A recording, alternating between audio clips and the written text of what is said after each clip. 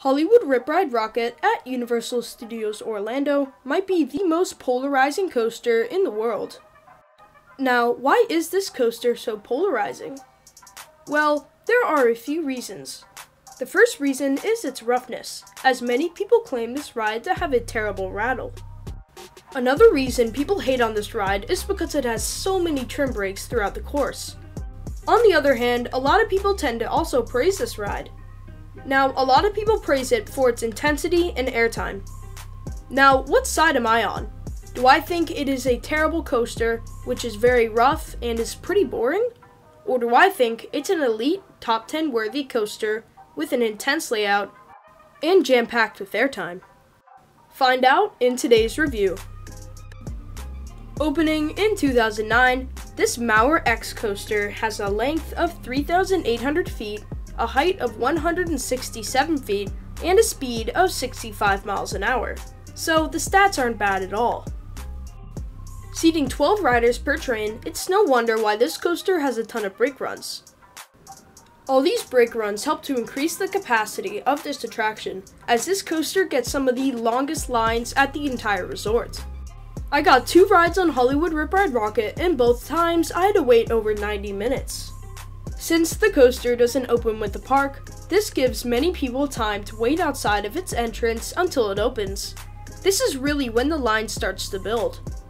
So I recommend getting to its entrance around 30 minutes before it opens, before the lines start to come in. The coaster opens an hour after park opening, and in this time you can easily lap Revenge of the Mummy or do some other attractions such as Transformers or Jimmy Fallon. Now unfortunately, I do not have any footage of the ride's queue line because you have to go through metal detection to actually enter the attraction and put all your loose articles into lockers. But the queue line is nothing special, it's pretty much just a sea of switchbacks with a few screens on the ride's safety instructions. I recommend bringing a fellow guest into the line that you can chat with, or else there's pretty much nothing to do. As I was a single rider pretty much the entire time, and unfortunately the single rider line was closed, so it took a while. Now, the station itself is a moving ride platform, and that is really good to increase the ride's capacity. The capacity for this attraction is 1,850 riders per hour, but this is only if the park is running all of its trains and operations are perfect. Now, probably the coolest thing about this ride is the fact that you get to actually listen to music while you ride. Each seat has individual speakers, and it's really cool that you get to pick your own song. Though you won't have much time to do it, as before you know it, you're going up that vertical lift hill. Now, there are a bunch of genres that you can pick from. You can do hip-hop, heavy metal, pop, whatever you'd like, and then you get to pick your own song. I actually forgot what the song was, but it was something by Kanye West, and it was really good. Now, let's get into the actual ride experience itself. To start off the ride, you climb the vertical lift hill. Now, this is probably what the ride is most known for, and I love vertical lift hills. I love the feeling of staring directly into the sky. Then you reach the top and then plummet down your drop. Now, this drop is just incredible. In the back row, you get a great pop of good, sustained ejector airtime. Then, after the first drop, unfortunately, you had a pretty big pothole before going into the ride's best element, the non-inverting loop.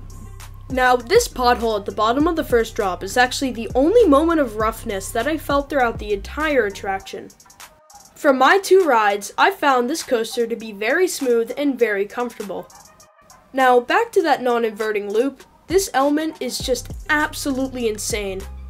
Throughout the entire element, you're getting lateral ejector airtime.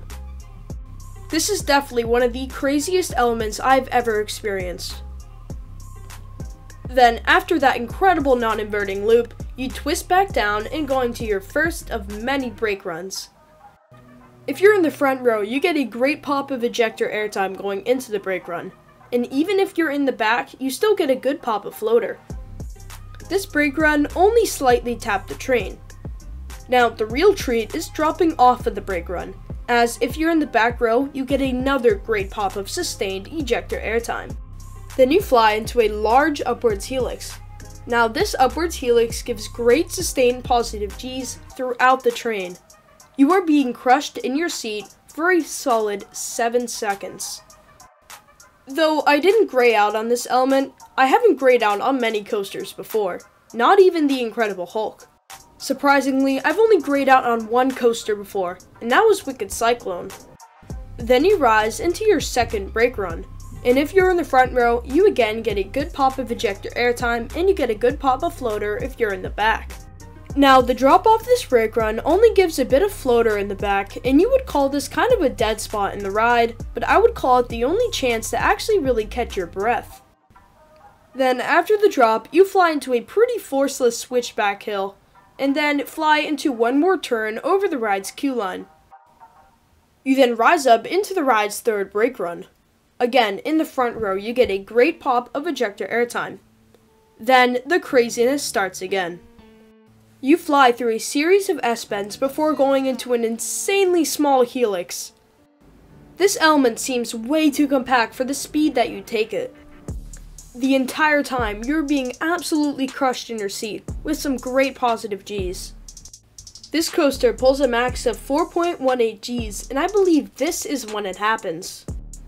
Then, you fly into the ride's fourth brake run, and this one will slow you down quite a bit. Then, the drop off this brake run is just absolutely crazy. Back row riders get a pretty insane pop of Ejector Airtime. Then you go through one final turn, then you hit your fifth and final brake run, ending your ride on Hollywood Rip Ride Rockit.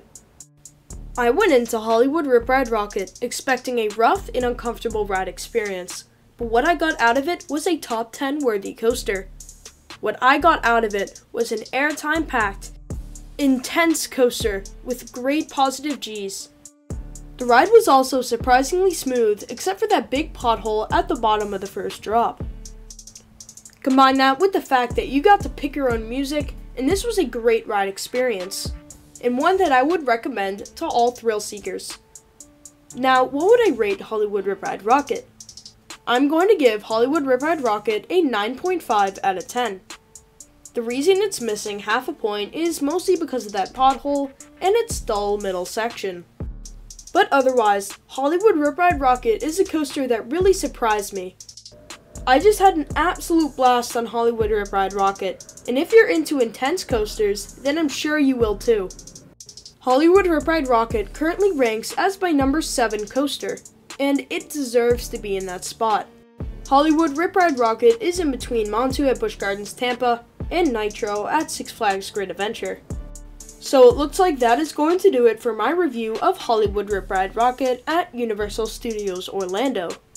What did you think of this review? Let me know in the comments down below.